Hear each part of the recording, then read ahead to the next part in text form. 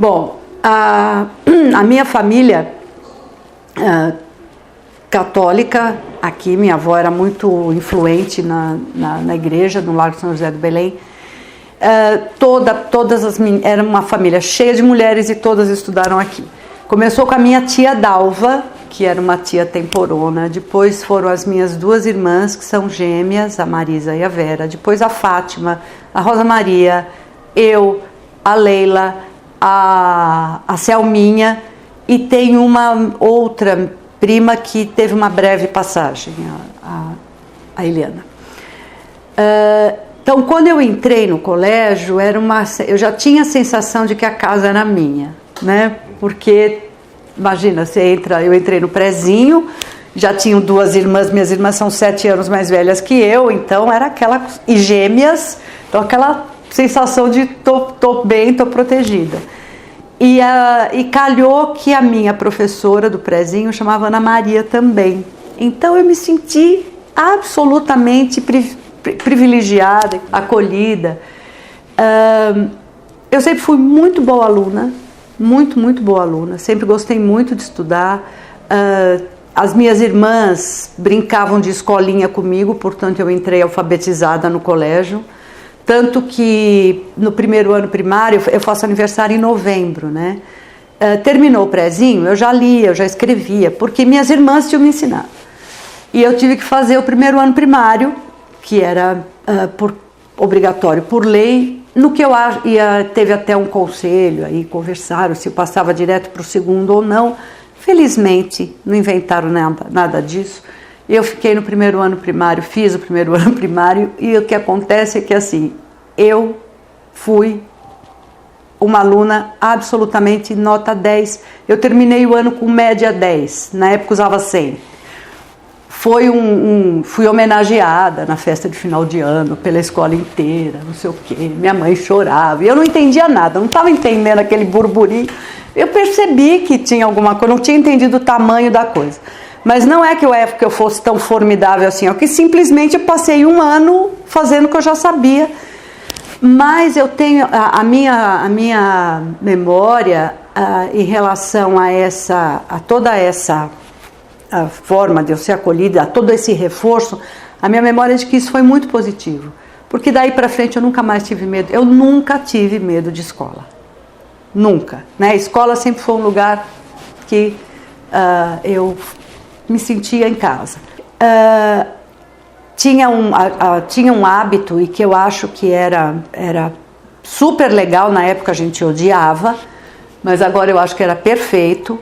A gente chamava todo mundo, a gente se perfilava, cantava o hino nacional, depois íamos cada uma para o seu andar, e naquele andar, ali na escada, assim, na hora que distribui, né, que faz aquele cotovelo, a irmã, na época, era essa irmã Genoveva, fazia uma oração, falava algumas coisas antes da gente entrar na aula. Então, assim, quase que atualmente a gente ia falar que fazia um discurso motivacional antes da gente entrar na aula.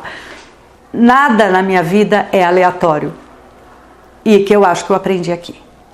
Essa vivência que eu tive aqui, e que eu revisitei ao longo da vida muitas vezes para compreender a profundidade, mas eu percebo agora, né, com 60 anos, o quanto eu nunca mais fiz nada, nunca mais acreditei no aleatório. Essa que é a verdade. Não é que eu não faço, eu não acredito no aleatório, né? Na hora em que, porque as coisas são encadeadas. Então, a mesma criança que achava chato ficar na fila e cantar o hino nacional, achava que era uma imposição, eu agora olho e vejo que não tinha nada de aleatório nisso, né? Tinha uma postura, naquele momento a gente aprendia disciplina, naquele momento a gente aprendia respeito, naquele momento a gente aprendia pertinência. Porque a hora em que todo mundo canta o hino lado a lado, a gente está assumindo que a gente pertence ao mesmo lugar, a uma mesma família, ao mesmo país, né? Eu olho e penso que as experiências que eu vivi aqui, as pessoas que eu conheci aqui, foram os primeiros lugares fora de casa, né, em que eu pude ter contato com o sentido das coisas. Dona Ivone foi aquela pessoa que incentivou o gosto pela poesia, pela literatura, tanto que nós criamos junto com ela, foi a minha turma, tinha eu e tinha a Lígia Cogos, que éramos muito próximas, né, super amigas as duas. E aí a Dona Ivone, junto com a gente, falou, vamos fazer o Sabapo, que foi um movimento que chamava Sábado de Poesia.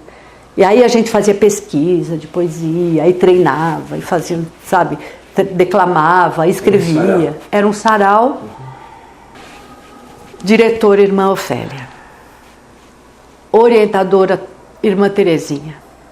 E entrou uma outra, que era a supervisora geral, a irmã Terezinha. E uma orientadora para a turma, para a minha turma especificamente, a irmã Zilá.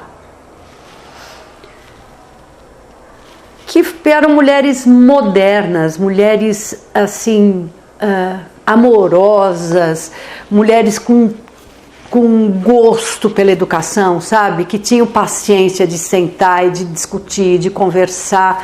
Nossa, são as melhores lembranças delas três. Bom, o dia de Maria Auxiliadora não tinha aula, né? E aí tinham festas grandes, né? Tinham as festas menores dos setores, né? Só do primário, mas tinham as grandes festas quais eram? Tinha a festa junina, tinha a festa de final de ano, aí tinha as entregas de diploma, que também eram acontecimentos importantes, né? Sempre tinha uma missa e daí, sei lá, a coisa oh meu Deus, da cerimônia da entrega do diploma e coisa e tal. Agora, na época que eu estudei aqui, o colégio era só feminino. Tinha o augustiniano, que era só masculino. E, inclusive, tinha uma tentativa de controle da chegada dos meninos do augustiniano na saída das meninas da auxiliadora. Tentativa, claro que era só tentativa. O que era muito, muito divertido, era aquela coisa assim de, será que ele vai estar ali, né? Aquela história. Aí, não tinha baile, não tinha, na minha época não tinha baile de formatura, era cerimônia, ponto, acabou, né? E depois provavelmente deve ter começado. E para a comunidade interna, um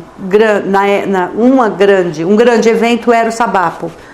Era uma coisa grande, assim, mobilizava muita gente, coisa e tal. Era semestral. E eu lembro a primeira vez, a Lígia declamando era um espetáculo, e o pai dela era poeta, né? E então, óbvio que eu achava o pai dela o máximo, que o pai dela era poeta, não era bravo que nem o meu. Ela achava o meu pai o máximo, porque o meu pai era bravo, não era poeta que nem o dela. Então, era assim. Que então a Lígia declamou um poema, que o pai dela escreveu, um poema que ele falava da queda da neblina.